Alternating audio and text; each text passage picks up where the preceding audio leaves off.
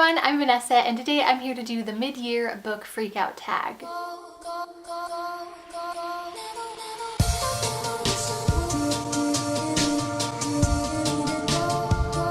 So the first question for the mid-year book freakout tag is, what is the best book you have read so far this year?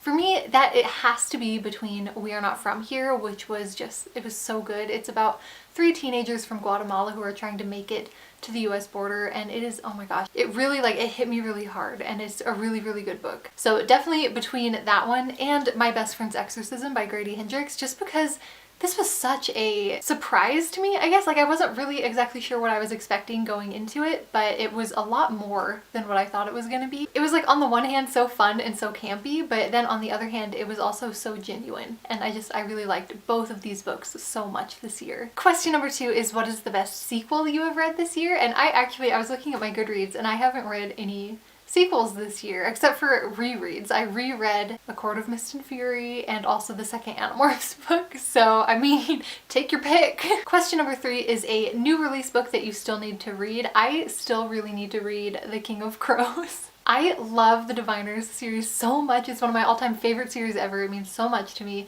But somehow this last book, it slipped out. I didn't even really notice it coming. I knew it was gonna come out, but I feel like it just kind of slipped on out into the world when I wasn't thinking about it. It snuck right on past me, so now I need to read it really bad. I also really want to read The Deep by Alma Katsu. This came out a few months ago. I just read The Hunger by her, and basically her thing is she writes horror and supernatural historical fiction. So The Hunger was about the Donner Party, and then The Deep is supposed to be about the Titanic. I'm excited to see what kind of supernatural horror twist she puts on it. And then I also still really need to read Foul is Fair by Hannah Capin, which I think came out in January, but I loved The Dead Queen's Club by her last year. That one was like a King Henry VIII retelling, and then this one is a Shakespeare I'm not Macbeth? I don't know my Shakespeare, but this is a Shakespeare retelling. So question number 4 is, what are some of your anticipated releases for the second half of the year? And I wrote down a whole little handful of them off of my Goodreads. So first of all,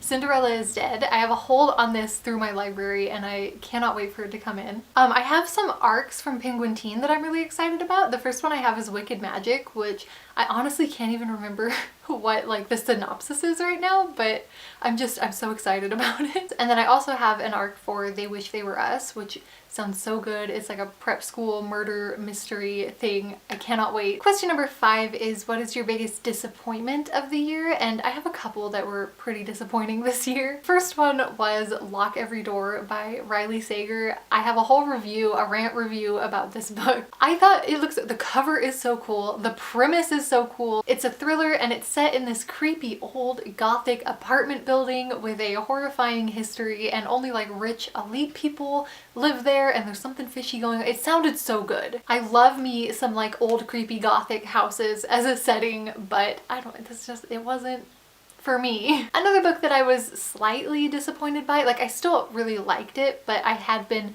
hoping for so much more, was The Hunger by Alma Katsu. Again, this is about the Donner Party, and it was supposed to have some kind of supernatural horror twist to it.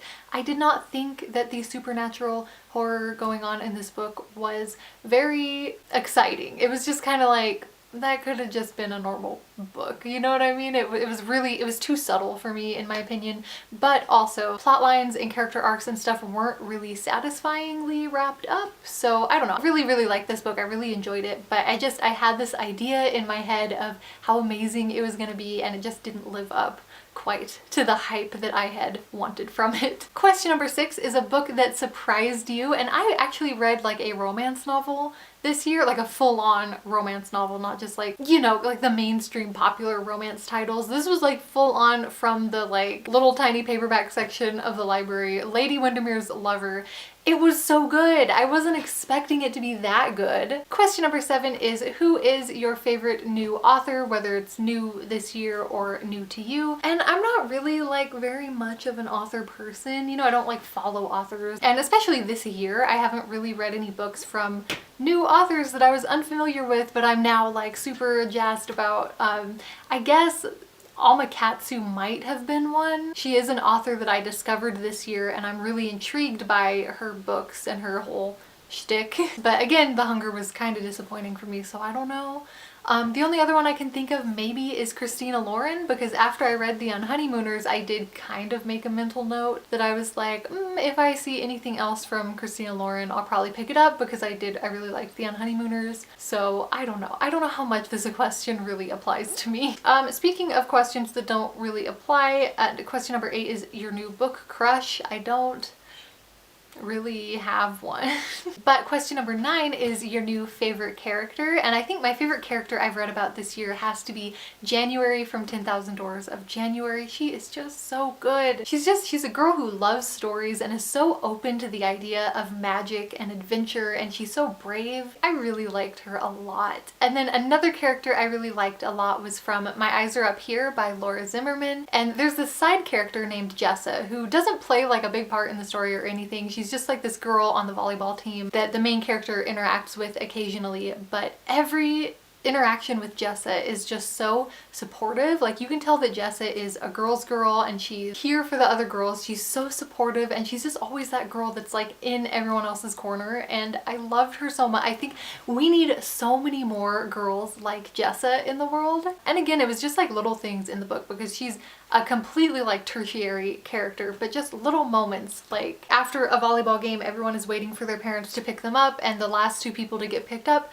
are Jessa and the main character, and once the main character gets in her car to go home, she asks Jessa if she needs a ride if her parents are late or something, and Jessa's like, no, I'm good. After the main character gets in her car, she looks over and sees that Jessa's parents are actually in the back of the parking lot and have been waiting there this whole time, and Jessa was just waiting with the rest of the team and waiting until all the other girls got home before she went home. It was, I don't know, just stuff like that. It's so good. We all need to be more like Jessa. Question number 10 is a book that made you cry, and listen, I don't cry at books very often. I can count the books that have made me cry probably on one hand.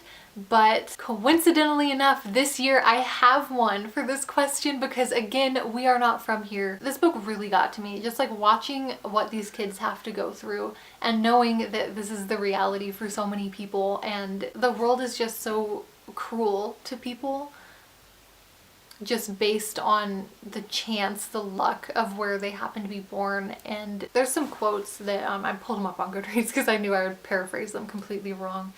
But one of them is the main character is saying, we're small people with small names meant to live small lives, and that's all we're allowed to live. That's all the world wants us to live. But sometimes even that it won't give us. Instead, the world wants to crush us. Again, it is extremely rare for a book to bring me to tears, but it had me sobbing. On a happier note, question 11 is a book that made you happy, and for that I'm gonna say The Bells. And I mean, this wasn't like the most astounding book I've ever read or anything, but it was just so vibrant and lush, and it's set in this like really fancy world, and it was just fun to read about things. Like in this book they have teacup pets, so they have like teacup elephants and teacup lions and stuff like that, and that's adorable. And they send their mail through post balloons, which are like little hot air balloons that carry your letters. It made me happy to read about stuff like that. Question number 12 is the most beautiful book you have bought or received this year, and I have to say it's this Little Women Puffin and Bloom edition that Penguin Teen sent me. I love Penguin Teen so much for sending me this, because this is so gorgeous and I love these editions and I collect them, and it makes me so unbelievably happy to have this. Look at the end papers! And finally, question number 13 is a book that you need to read by the end of the year. You know what, I'm kind of going with the flow this year and I'm kind of enjoying it. I don't think I have any like really specific titles that I feel like, oh my god, I'll be a failure if I don't read that before the year is over. But one thing that I do want to make sure I'm doing, not just before the end of this year, but forever, for the rest of my life, is incorporating more anti-racist things into my reading diet. You know, I want to make sure that I'm reading books that are educating me and exposing me to viewpoints and information that I'm not getting from other places. And I also want to make sure that I'm supporting Black authors and reading books with Black characters that are just doing cool things, you know? And I mean, I know that we've all been through this conversation 100 times before on BookTube, where we all say like, oh, we're gonna read more Black authors, and then like most of us forget to do that. And I'm definitely guilty of not reading as many of these books as I had hoped for myself to be reading. So I think that that is more important to me, to make sure I'm doing that versus, you know, I need to get to this sequel before the end of the year or anything like that. I don't really have much of that on the forefront of my mind right now. So that is it for the mid-year book freakout tag. I hope that you guys enjoyed this video. Please let me know in the comments, what is a book that surprised you this year, or what is a book that made you really happy this year? I think if there's anything 2020 needs, it's more things to be happy about, am I right? So thank you so much for watching, and I really hope I'll get to talk to you soon. Bye!